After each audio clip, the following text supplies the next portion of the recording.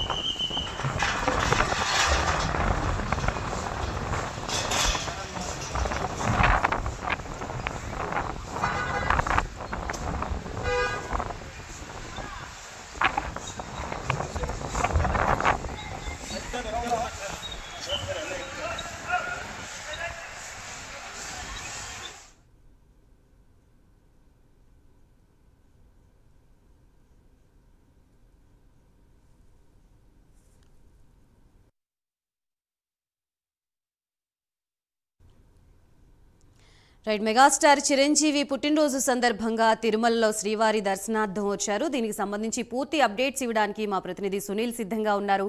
సునీల్, చిరంజీవి రాకతో తిరుమల కొండపై ఎటువంటి కోలాహలం నెలకొంది? అలాగే దర్శన ఏర్పాట్లు ఏ విధంగా జరిగాయి? ఆయన ఎవరెవరు కలిశారు? ముఖ్యంగా ఈరోజు ఉదయం సుప్రభాత సేవలో మెగాస్టార్ చిరంజీవి ఫ్యామిలీతో సహా ఈరోజు స్వామివారిని అయితే దర్శించుకున్నారు. ముఖ్యంగా ఆయనకైతే వైకుంఠం టూ కాంప్లెక్స్ వద్దే ఇటు రాష్ట్ర దేవాదాయ శాఖ మంత్రి ఆనం రామనారాయణ రెడ్డి స్వాగతం పలికి ఆయనకైతే దర్శన ఏర్పాట్లు చేసిన పరిస్థితి ఉంది. అక్కడి నుంచి మొదటగా అంటే వైకుంఠం క్యూ కాంప్లెక్స్ నుంచే భారీ స్థాయిలో కోలాహలం మొదలైన పరిస్థితి ఉంది.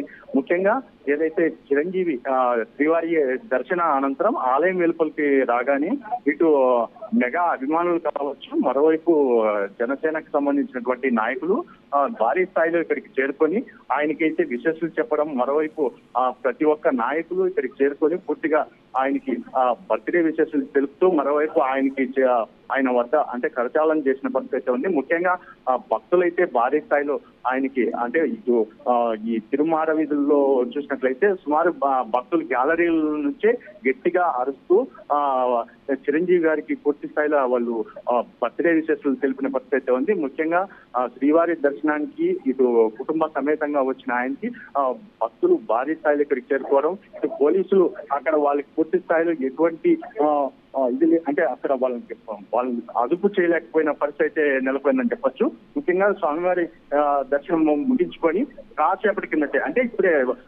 ఇప్పుడు తిరుమల ఫీనిక్స్ అతిథి గృహం నుంచి ఆయన అయితే ఎయిర్పోర్ట్ కు బయలుదేరుతున్న పరిస్థితి ఉంది.